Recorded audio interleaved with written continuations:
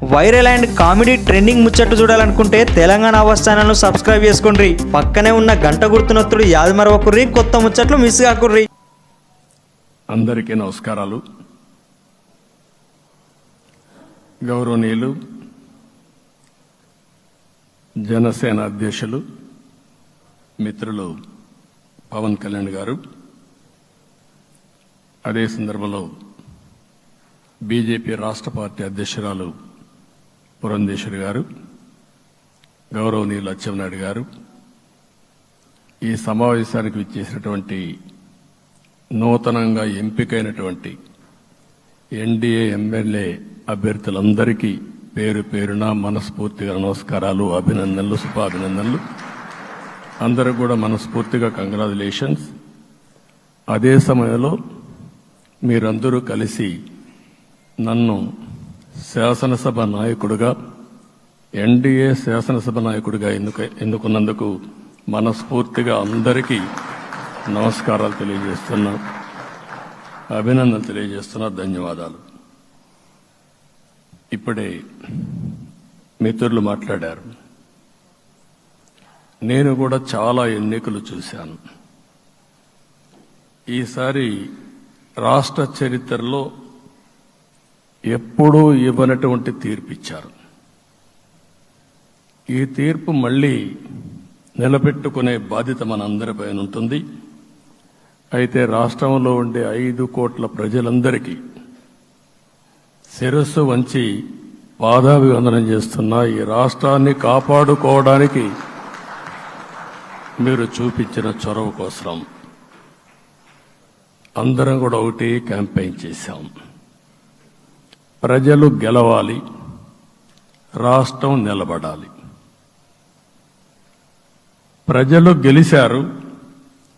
రాష్ట్రాన్ని నిలబెట్టే బాధ్యత ఇక్కడుండే శాసనసభ్యులపైన, మనందరిపైన ఉంది.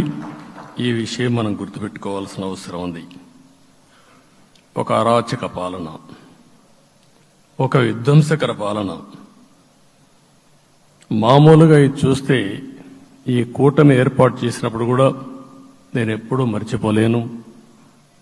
ఇప్పుడే పురంధేశ్వరి గారు చెప్పారు, పవన్ కళ్యాణ్ గారు చెప్పారు. 3 పార్టీలు కూడా ఒక అత్యున్నతమైన ఆశయాల కోసం పార్టీలు పెట్టినప్పటికీ ఈరోజు కలయిక కూడా మీరు చూస్తే, ఈ కలయికని చాలా ఎన్నికలు చూశాను కానీ నా చరిత్రలో ఎన్నికలైన తర్వాత కంప్లైంట్స్ ఉండేటివి. ఇక్కడ పలానోళ్ళు సరిగా పనిచేయలేదు, ఇక్కడ ఈ నాయకులు కోఆపరేట్ చేయలేదని. నేను చూసిన మొట్టమొదటి ఎన్నిక, ఈసారి ఎన్నికల్లో మాత్రం 100% 3 పార్టీల నాయకులు, కార్యకర్తలు సమిష్టిగా పనిచేశారు. దానికి కారణం మనం ఒకసారి అన్వేషిస్తే, ప్రజలు మనోభావాలకు అనుగుణంగా మన కార్యకర్తలు కూడా ప్రవర్తించే పరిస్థితికి వచ్చారు.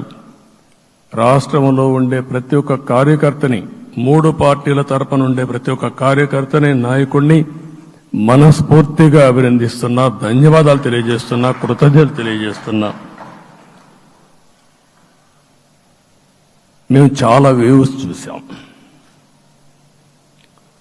94లో 1 సైడ్ ఎన్నికలు జరిగాయి. అప్పుడు కూడా ఇన్ని సీట్లు రాలా, ఇన్ని ఓట్లు రాలా. ఈరోజు మనం చూస్తే 175 సీట్లకు గాను 164 సీట్లు గెలిచాం. అంటే 11 సీట్లే ఓడిపోయాం. అంటే స్ట్రైకింగ్ రేట్ 93%. అంటే మామూలుగా 93% రావడం అనేది దేశ చరిత్రలోనే అరుదైన అనుభవం ఇది. అలాంటి అనుభవం ఇక్కడ చూపించారు. ఓటింగ్ కూడా 57% ఓట్లు వేశారు. మనకు 50% ఓట్లు వేస్తే ఎక్కువ అనుకుంటాం. అలాంటిది 57% ఆవరేజ్గా ఈ రాష్ట్ర ప్రజానీకం మనల్ని ఆశీర్వదించారంటే మనలో ఎంత బాధ్యత పెరిగిందో మనం ఒక్కసారి గుర్తుపెట్టుకోవాల్సిన అవసరం ఉంది. జిల్లాల వారీగా, పార్లమెంట్ల వారీగా విశ్లేషిస్తే శ్రీకాకుళం క్లీన్ స్వీప్ 7కు 7 గెలిచాం. విజయనగరం అన్నీ గెలిచాం. అరకు 2-3 ఎన్నికల్లో మనం గెలవకుండా ఈసారి ఎన్డీఏ అభ్యర్థులు చూస్తే 7కు 5 గెలిచాం. మన దురదృష్టం పార్లమెంట్ పోయింది. అక్కడి నుంచి వైజాగ్ 7కు 7 గెలిచాం. అనకాపల్లి 7కు 7 గెలిచాం. దెన్ తూర్పుగోదావరి, కాకినాడ, అమలాపురం, రాజమండ్రి, నరసాపురం, పక్కన వస్తే ఏలూరు, మచిలీపట్నం, కృష్ణా, గుంటూరు, నరసరావుపేట, బాపట్ల అన్స్టాపబుల్ 7కు 7 గెలిచాం. అక్కడి నుంచి ఒంగోలులో బ్రేక్ పడింది. ఒక 2 సీట్లు పోయినాయి. అక్కడి నుంచి నెల్లూరు 7కు 7 గెలిచాం. తిరుపతి 7కు 7 గెలిచాం. కానీ దురదృష్టం పార్లమెంటు పోగొట్టుకున్నాం. చిత్తూరు ఎప్పుడు ఇన్ని సీట్లు గెలవాలి, 7కు 7 గెలిచాం. అక్కడి నుంచి రాజంపేటలో 7కు 4 గెలిచాం. 3 సీట్లు పోగొట్టుకున్నాం. పార్లమెంట్ పోయింది. అక్కడి నుంచి మీరు చూస్తే చరిత్రలో ఎప్పుడూ గెలవని విధంగా కడపలో 7కు 5 గెలిచాం మనం. ఆ తర్వాత అనంతపురకు వస్తే క్లీన్ స్వీప్ 7కు 7 గెలిచాం. హిందూపూర్లో 7కు 7 గెలిచాం. నంద్యాల ఎప్పుడూ ఊహించని విధంగా 7కు 7 గెలిచాం. ఆ తర్వాత కర్నూలుకు వస్తే 7కు 5 గెలిచాం. నేను ఈ 11 మందిని కూడా అదే మారిగా జనసేన మిత్రులు పవన్ కళ్యాణ్ గారు 21 సీట్లు తీసుకొని 21 గెలిచాడు.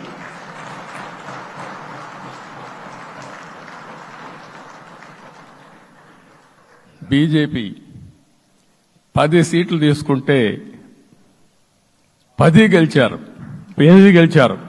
అంటే 10కి 8 గెలవడం అనేది ఒక చరిత్ర. ఆ 2 సీట్లు కూడా కొన్ని ప్రత్యేకమైన కారణాల వల్ల ఓడిపోయాం తప్ప ఇంకోటి కాదు. అంటే ఇక్కడ ఒక లెసన్ మనందరికీ అర్థమైంది ఏంటంటే, అభ్యర్థులు గట్టిగా నిలబడుకున్న ప్రతి ఒక్క చోట ప్రజలు మనల్ని ఆశీర్వదించారు, గెలిపించారు. ఇదే ఈ యొక్క ఎన్నికల్లో మనందరం గుర్తుపెట్టుకోవాల్సిన ఒక ప్రత్యేకమైన విషయం. నేను చాలాసార్లు ఎన్నికలైన తర్వాత సమీక్షలు చేసుకున్నాం, కానీ ఇలాంటి విజయం, ఎలాంటి సాటిస్ఫాక్షన్ ఎప్పుడూ లేదు. దీనికి కారణం ప్రజలు మన మీద నమ్మకం పెట్టుకున్నారు. పార్లమెంట్ ఎన్నికల్లో కాదు, అసెంబ్లీ ఎన్నికల్లో చూస్తే 95,000 ఓట్ల మెజారిటీతో గెలిపించారు. గాజువాక 95,000 ఓట్ల మెజారిటీతో గెలిపించారు. ఈ విషయాలు నేను పవన్ కళ్యాణ్ గారు ఢిల్లీకి వెళ్ళినప్పుడు, పురంధేశ్వరి గారు వచ్చినప్పుడు, ఈ రాష్ట్రంలో ఇచ్చిన మ్యాండేట్ వల్ల ఢిల్లీలో మమ్మల్ని అందరూ గౌరవించే పరిస్థితికి వచ్చారు. మీ గెలుపు వల్ల ఈరోజు ఆంధ్రప్రదేశ్ రాష్ట్ర ప్రతిష్ట పెరిగింది, గౌరవం పెరిగింది.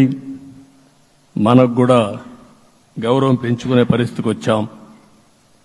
అయితే ఇక్కడ ఒక విషయం మనం గుర్తుపెట్టుకోవాల్సింది, ఎంపిక చేసినప్పుడు అన్ని విషయాలు మేము కూలంకుషంగా ఆలోచించాం.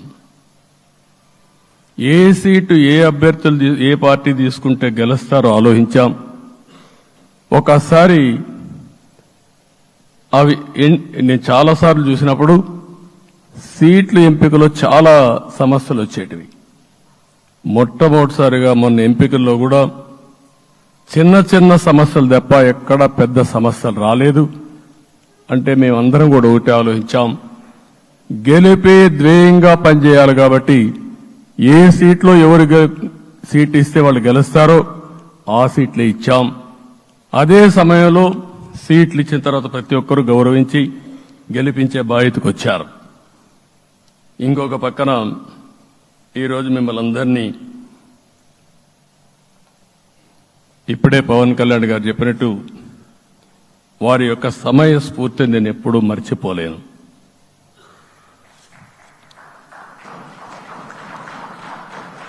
మొట్టమొదటిసారిగా నేను జైల్లో ఉన్నప్పుడు వచ్చాడు. వచ్చినప్పుడు నన్ను పరామర్శించాడు. బయట వచ్చి ఈ రాష్ట్రం అంత మునుపు చెప్పినా అంత మునుపు అనేక సందర్భాల్లో ప్రభుత్వ వ్యతిరేక ఓటు చేయకూడదని చెప్పారు.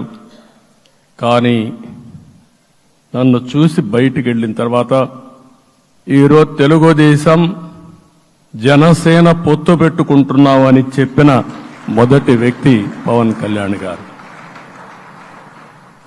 అప్పటికే బీజేపీతో పొత్తుంది.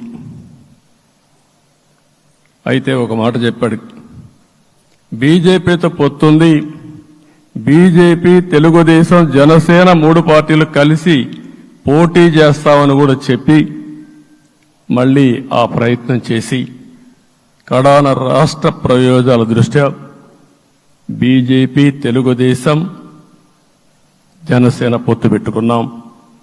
మనస్ఫూర్తిగా ఆయన అభినందిస్తున్నా. ఆ రోజటి నుంచి ఎలాంటి పొరపక్షాలు లేకుండా కలిసి పనిచేశారు. మాకు కొన్ని అనుమానాలు ఉండేటివి. ఓటు ట్రాన్స్ఫర్ అవుతుందా లేదా, ఓటు ట్రాన్స్ఫర్ కాకపోతే ఎక్కడన్నా సీట్లు నష్టపోతామని. అందుకే మీరు ఒకసారి చూస్తే ఎన్నికలు మొత్తం సెట్ అయింది, నామినేషన్స్ వేసాం, ముందుకెళ్ళాం. అదే సమయంలో మొట్టమొదటిసారిగా కొవ్వూరులో 3 పార్టీల నాయకులు కలిసి, నేను, పవన్ కళ్యాణ్ గారు, పురంధేశ్వరి గారు ముగ్గురం కలిసి ఫస్ట్ మీటింగ్ అడ్రస్ చేశాం. అక్కడి నుంచి 6 జిల్లాల్లో మేమిద్దరం కలిసి తిరిగాం. బీజేపీ నాయకులు కలిసి వచ్చారు. ఆ తర్వాత మొట్టమొదటిసారిగా అమిత్ షా గారు ఏదైతే అనంతపూర్లో ధర్మవరం కాన్స్టిట్యున్సీకి వచ్చారు. నేను మొన్న నేషనల్ మీటింగ్లో కూడా చెప్పాను. ఆయన వచ్చినప్పుడు చాలా స్పష్టంగా ఎందుకు మేము పొత్తు పెట్టుకున్నామనే విషయాలు చెప్తూ ఈ ప్రభుత్వ అవినీతిని ఎండగట్టారు, సూటిగా మాట్లాడారు. ఆ ఒక్క మీటింగ్తో రాష్ట్రం మొత్తం ఒక నమ్మకం వచ్చింది. బీజేపీ కూడా పూర్తిగా ఈ కూటమిని సపోర్ట్ చేస్తున్నారనే కాకుండా ఈ రాష్ట్రానికి ఏ అవసరం ఉందో చెప్పగలిగారు. అది అయిన తర్వాత ప్రధానమంత్రి గారు వచ్చారు. మొట్టమొదటి మీటింగ్ మీరు చూస్తే ఇక్కడనే రాజమండ్రిలో పెట్టారు. రాజమండ్రిలో స్పష్టత ఇచ్చారు, దేని అనకాపల్లిలో స్పష్టత ఇచ్చారు. తర్వాత రాజంపేటలో మాట్లాడుతూ చాలా క్లియర్గా చెప్పారు.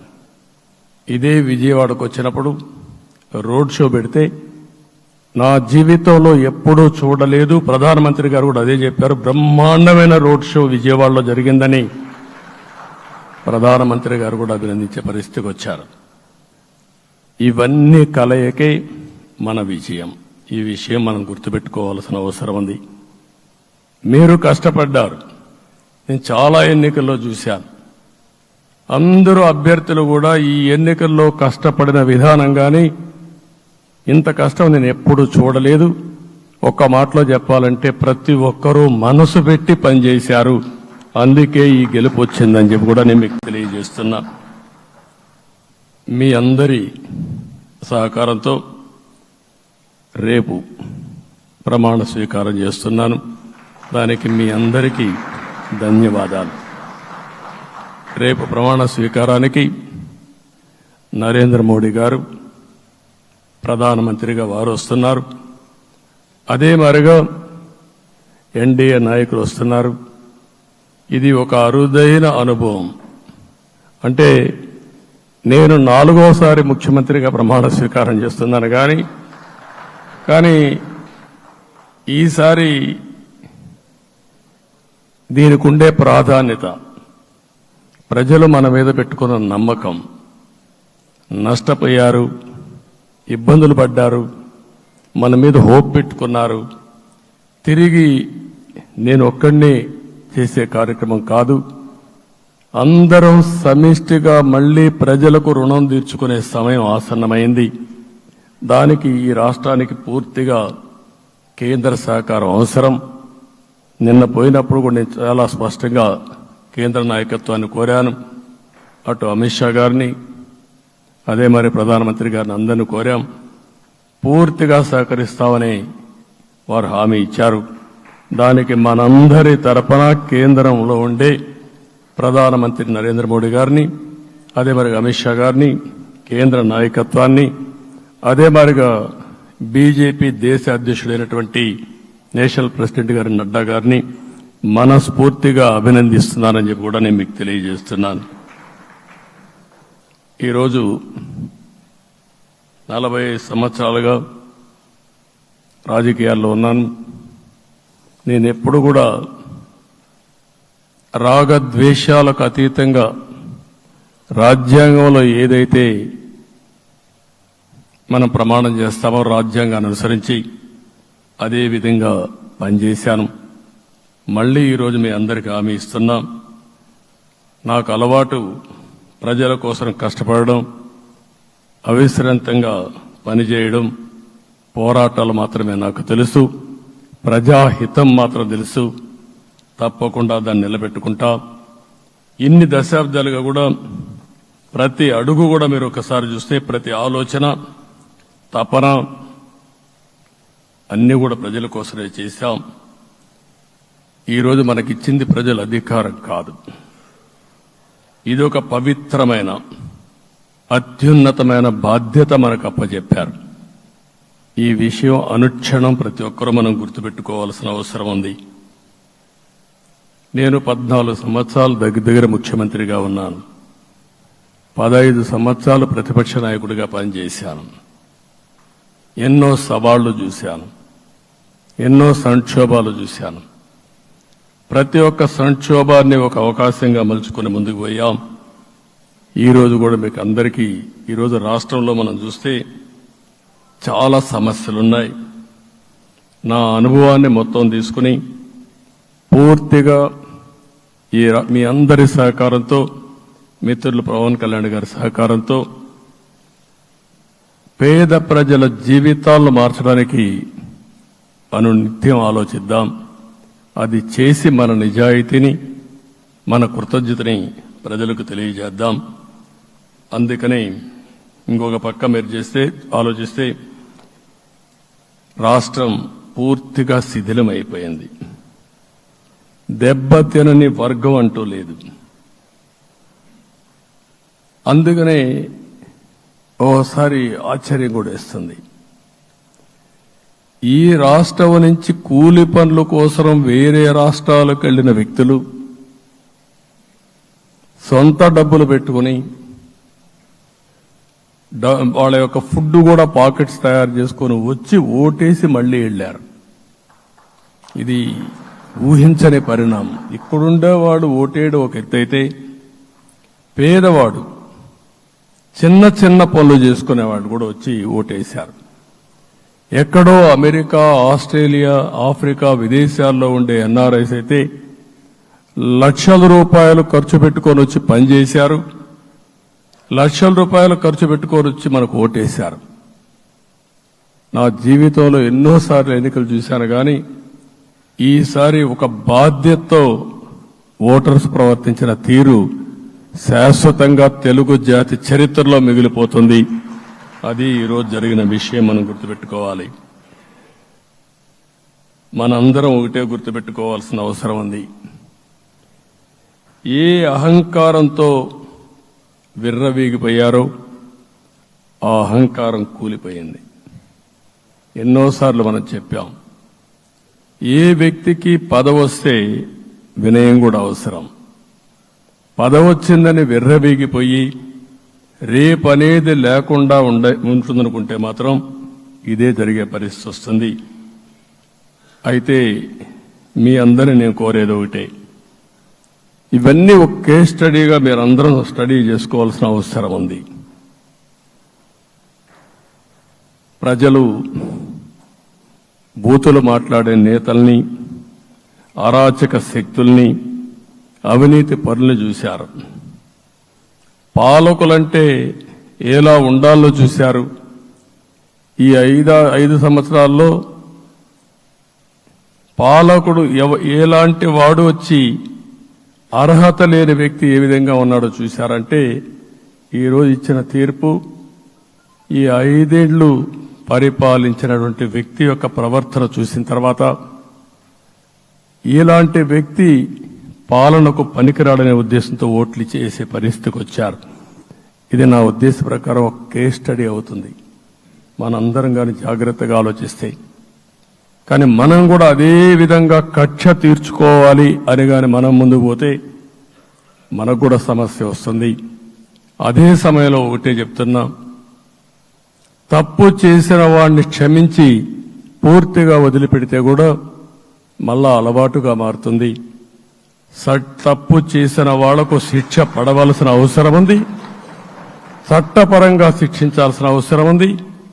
అదే సమయంలో విధ్వంస రాజకీయాలు, కక్షా రాజకీయాలు కాకుండా ఇవన్నిటిని ప్రక్షాళన చేయాల్సిన అవసరం ఉందని చెప్పి కూడా నేను మీకు తెలియజేస్తున్నా. ఇంకొక పక్క 5 ఏళ్లలో ఎన్నో సంవత్సరాలు చూశాను కానీ కార్యకర్తలపైన దాడులు, హింసా రాజకీయాలు, అక్రమ కేసులు, వేధింపులు, కడాన సోషల్ యాక్టివిస్టులు కూడా ఇష్టానుసారంగా కేసులు పెట్టి హెరాస్ చేస్తే నిద్రపోకుండా వాళ్ళు కాపాడుకున్నాం. ఇంకొక పక్కన అన్ని పార్టీలకు 3 పార్టీలకు అనుభవం ఉంది.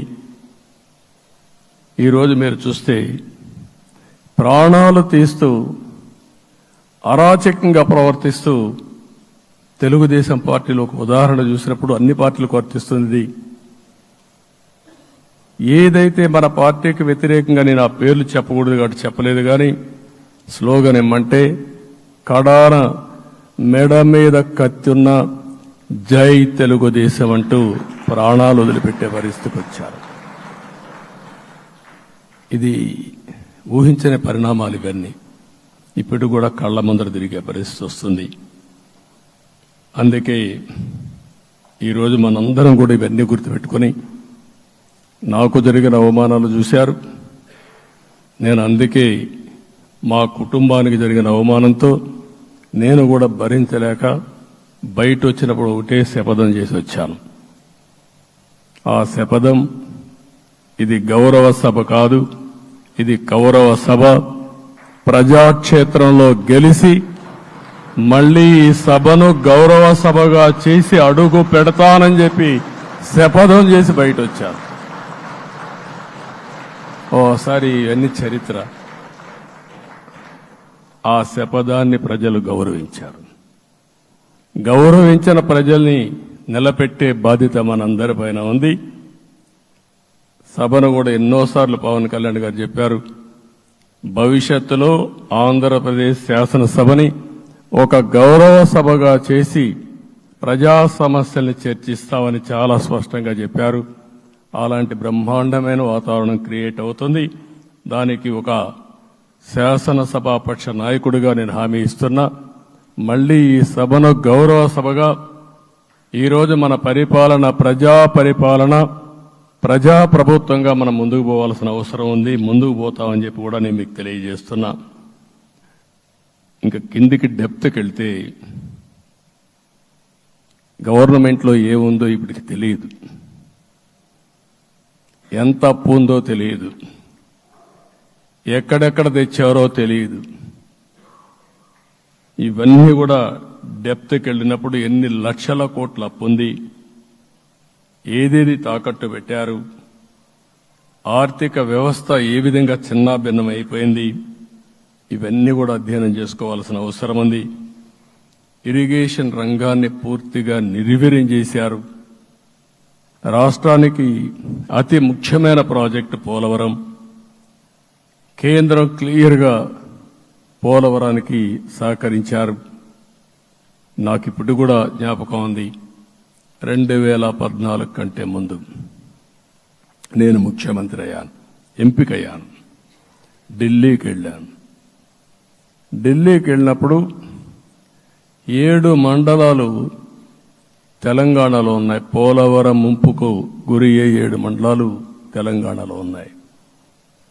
ఆ 7 మండలాలు అక్కడుంటే జూన్ 2వ తారీఖున నోటిఫికేషన్ వస్తే ఆ తర్వాత తెలంగాణ అనుమతి ఉంటే తప్ప, పునరావాసానికి ఒప్పుకుంటే తప్ప మనం పోలవరం కట్టే పరిస్థితి లేదు. ఆ రోజు రాజ్నాథ్ సింగ్ గారు పార్టీ అధ్యక్షుడు. అదే మాదిరిగా ఆ రోజు వెంకయ్యనాయుడు గారు కూడా యాక్టివ్గా ఉన్నారు. నేను ఒకటే కోరాను, ప్రజలు నన్ను ఎంపిక చేసుకున్నారు, ఇక్కడ మనం ఎన్డీఏ వచ్చింది, ఈ ప్రాజెక్టు పూర్తి కావాలంటే ఆ 7 మండలాలు ఆంధ్రప్రదేశ్ రాష్ట్రానికి ఇస్తే తప్ప పూర్తి కాదు.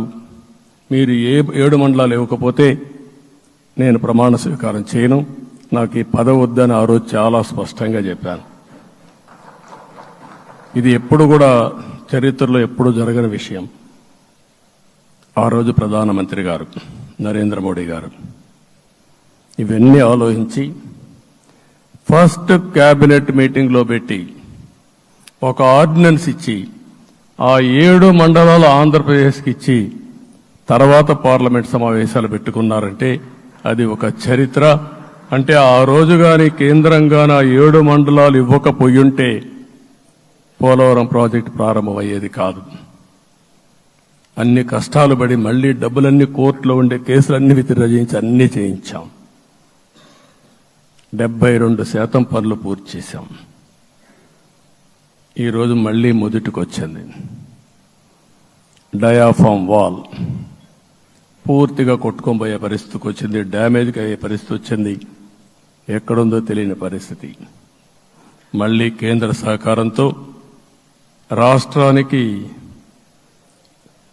అతి ముఖ్యమైన ప్రాజెక్టు పోలవరం, దీన్ని పూర్తి చేసే బాధ్యత, దీన్ని పూర్తి చేసి నదుల అనుసంధానం చేసి మన అందరం ప్రతి ఒక్క ఎకరాకు నీళ్లు ఇవ్వగలిగితే దానికంటే బ్రహ్మాండమైన కార్యక్రమం ఏమీ ఉండదు.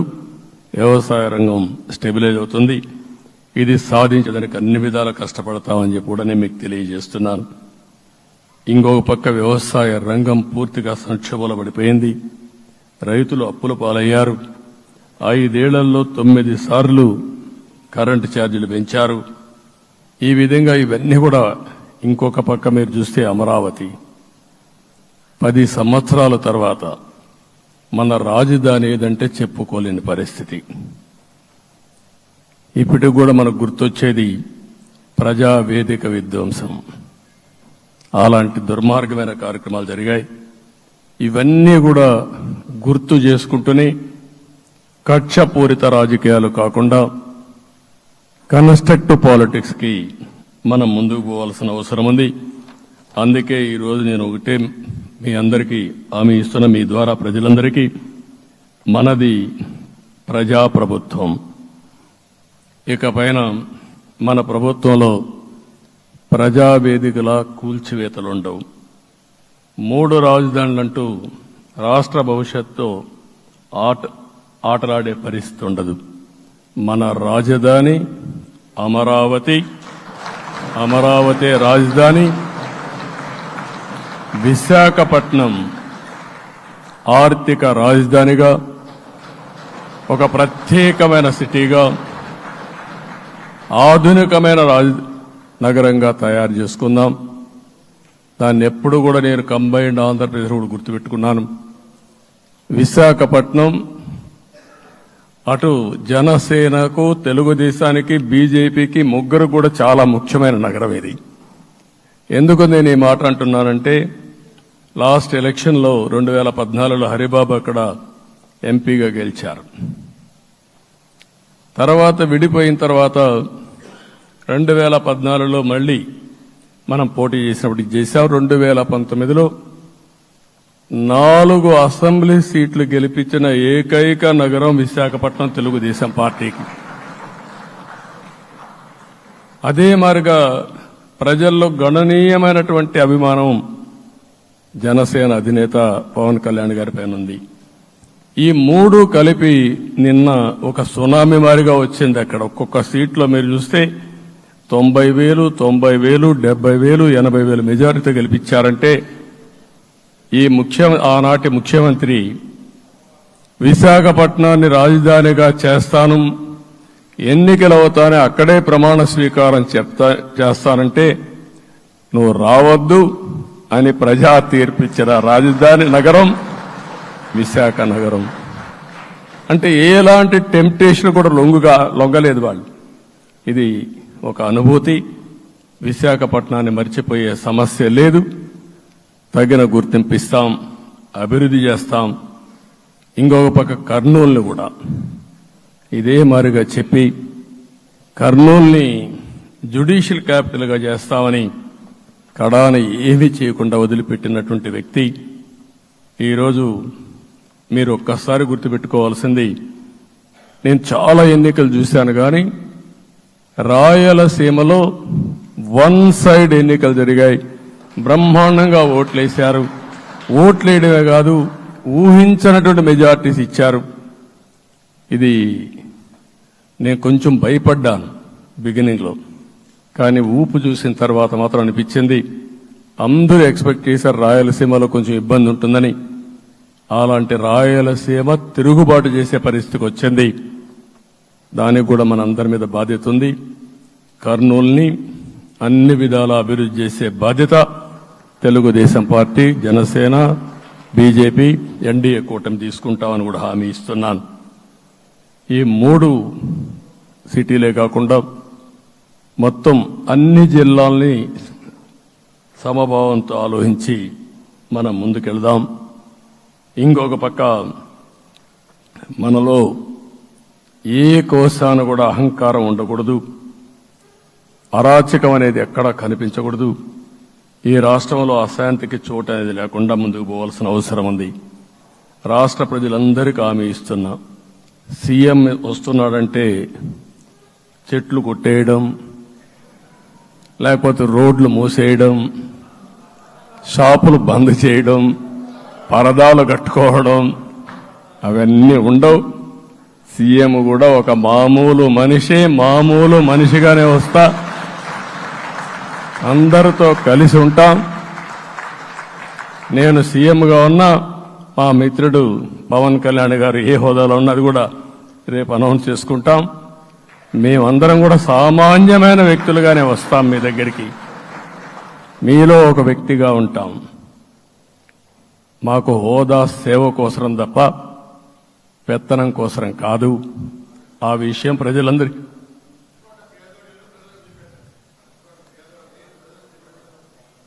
అవన్నీ చేస్తాం.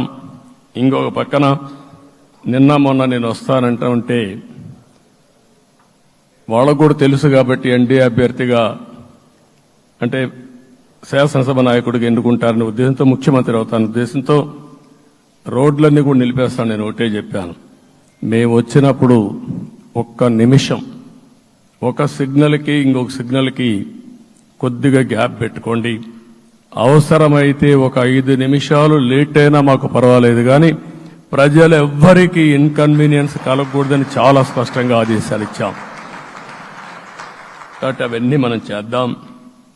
ఇంకొక పక్కన దాడులు చేసి బాధితులపైనే కేసులు పెట్టే పరిస్థితి ఉండదు ఈ రోజు నుంచి. అది కూడా మనం చూశాం. ఏ ఒక్కరి ఆత్మగౌరవానికి భంగం కలగదు. ఒక పాజిటివ్ గవర్నెన్స్ అన్ని చోట్ల కనపడుస్తుంది. ప్రజాహితం కోసమే పనిచేస్తాం. ప్రతి నిర్ణయం, ప్రతి అడుగు ప్రజల కోసమే ఉంటుంది. స్టేట్ ఫస్ట్ అనే నినాదంతో ముందుకు పోతాం. ఈరోజు మేము ముగ్గురం కూడా ఢిల్లీలో వెళ్ళినప్పుడు కూడా మా ఆలోచన ఈ రాష్ట్రం ముందుండాలనే ఉద్దేశంతోనే ముందుకు పోయాం. అదే సమయంలో ఈరోజు మన రాష్ట్రానికి కూడా సముచితమైన గౌరవం. 3 మంత్రులు కేంద్రంలో మన వాళ్ళు ఉండే పరిస్థితికి వచ్చారు. ఒక పక్కన రామ్మోహన్ నాయుడు శ్రీకాకుళం ఎంపీ, ఆయన కేంద్రంలో మంత్రి పదవి, కేబినెట్ పదవి వచ్చింది. ఇంకొక పక్కన పెంబసాని చంద్రశేఖర్కి స్టేట్ మినిస్టర్గా ఎంఓఎస్ కింద ఇచ్చారు. మూడోది కూడా ఒక సామాన్యమైన కార్యకర్త Srinivasa Varma, Narasapur MP, BJP MP, ఈరోజు కేంద్రంలో మంత్రి స్థానం వచ్చింది. ఓసారి బీజేపీలో కూడా ఇది ఒక ప్రత్యేకత. ఆయన ఎంపీ ఇచ్చినప్పుడు నాకే ఆశ్చర్యం వేసింది. ఒక మామూలు వ్యక్తి ఎంపీ ఇచ్చారు. అప్పుడు ఆలోచించినప్పుడు నేను ఫస్ట్ మీటింగ్ పోతే వచ్చాడు. వచ్చినప్పుడు నేను ఎంక్వైరీ చేస్తే ఆయన స్ట్రాంగ్గా పార్టీ కోసం పనిచేశాడు. ఒక పార్టీ కార్యకర్తను గుర్తించిన పార్టీ భారతీయ జనతా పార్టీ. అది కూడా తెలుగుదేశంలో కూడా చేస్తున్నాం, జనసేనలో కూడా చేస్తున్నాం. వారి యొక్క ప్రత్యేకత. ఈరోజు నిన్న కూడా మనం అందరం చూస్తే మోదీ గారు మొన్నే మీటింగ్ అయినప్పుడు చూశాం, ఆయన స్పీచ్ను కూడా చూశాం. నేను కూడా చాలా స్పష్టంగా చెప్పాను, 10 సంవత్సరాల మోడీ గారి పరిపాలన దేశ ప్రతిష్ట పెంచింది. ప్రపంచంలోనే భారతీయులకు గుర్తింపు వచ్చింది. 11వ స్థానంలో ఉన్న ఆర్థిక వ్యవస్థ ఈరోజు 5వ స్థానానికి తీసుకొచ్చారు. ఇంకొక పక్కన ఎన్డీఏ 3.0 ఈ పరిపాలన 5 ఏళ్లలో 5వ స్థానం నుంచి 3వ ఆర్థిక అతిపెద్ద దేశంగా భారతదేశం ఎమర్జ్ కాబోతుంది. ఇది మన దేశానికి గర్వకారణం. ఇంకొక పక్కన ఆయన కల వికసిత్ భారత్ 2047, మనందరి కల వికసిత్ ఆంధ్రప్రదేశ్. ఇది మనందరం ఒక కలగా పెట్టుకొని ముందుకు పోవాల్సిన అవసరం ఉంది. అదే సమయంలో మనందరి ఆలోచన పేదరికం లేని సమాజం, zero poverty nation, zero poverty state, zero poverty నియోజకవర్గం. ఇది ఎన్టీ రామారావు గారి కళ. ఆయన చాలాసార్లు నేను మొన్న కూడా చెప్పాను, ఒకప్పుడు కమ్యూనిజం, క్యాపిటలిజం, సోషలిజం ఇది ఆర్థిక సంస్కరణ రాని ముందు ప్రతి ఒక్కరిని అడిగే విధానం. ఎవరిని అడిగినా మీరు ఏ సైడ్ ఉంటారని అడిగేవాళ్ళు. అలాంటి సమయంలో ఎన్టీ రామారావు గారిని మీరు ఏ ఇజాన్ని నమ్ముతారో చెప్పమంటే నాకు ఈ ఇజాల గురించి తెలియదు, నాకు తెలిసింది ఒకే ఒక ఇజం, అది హ్యూమనిజం అని చెప్పిన ఏకైక నాయకుడు భారతదేశంలో ఎన్టీ రామారావు గారు. ఆయన ఆ రోజు చెప్పింది పేదరికం లేని సమాజాన్ని సృష్టించాలని, పేదవాళ్లే దేవుళ్ళు, సమాజమే దేవాలయం అని చెప్పిన వ్యక్తి. ఆ కళని సాధికారం చేద్దాం. అదే నేను నిన్న చెప్పినప్పుడు కూడా ఈ దేశం అభివృద్ధి కావడంలో ఎలాంటి అనుమానం లేదు. కానీ ఆ అభివృద్ధి ఫలితాలు పేదవాళ్లకు తీసుకుపోవడంలో కాన్షియస్ ప్రజా నిర్ణయాలు తీసుకోవాలి, పబ్లిక్ పాలసీ తీసుకోవాలి. దానికి మన రాష్ట్రం నాంది పలికి కేంద్రానికి కూడా ఒక ఆదర్శంగా మనం నిరూపించుకుందాం. దానికి మీరందరూ కూడా మీ స్థాయిల్లో మీరు చేయాల్సిందిగా నేను కోరుకుంటూ ఈరోజు ప్రజలందరికీ విజ్ఞప్తి చేస్తున్నాం. మీరు ఓట్లేశారు, మమ్మల్ని గెలిపించారు, మీరు గెలిచారు, మీ పని అయిపోలేదు. కానీ మమ్మల్ని అనునిత్యం ఆశీర్వదించుతూ నడిపించే బాధ్యత ప్రజల్ని తీసుకోమని పూర్తిగా కోరుకుంటున్నా. ప్రజాస్వామ్యంలో ఎప్పుడు కూడా ఓట్లేసి బాధ్యత లేకుండా ఉండేవాళ్లు, కావాల్సింది అడిగేవాళ్లు. నిన్న ఎన్నికల్లో చాలా మందిని చూశాను. ఫస్ట్ టైం పోలింగ్ ప్రారంభం అవుతానే అరాకొర వచ్చేవాళ్ళు. పోలింగ్ పోస్ట్ స్టేషన్లో కూడా మనుషులు ఉండేవాళ్ళు కాదు. కొంతమంది మధ్య తరగతి అబవ్ ఉండేవాళ్ళైతే ఎప్పుడో మధ్యాహ్నం పైన పోదామని ఇంట్లో లీజర్గా పడుకునేవాళ్ళు. మధ్యాహ్నం పైన కూడా ఖాళీగా ఉంటే వచ్చేవాళ్ళు. ఎండలు ఎక్కువ ఉంటే కొంతమంది అవాయిడ్ చేసేవాళ్ళు. అందుకే మొన్న ఎన్నికల్లో మీరు చూస్తే ఫస్ట్ అవర్లో ప్రతి ఒక్క పోలింగ్ స్టేషన్ ఫుల్గా క్యూలు ఉన్నాయి.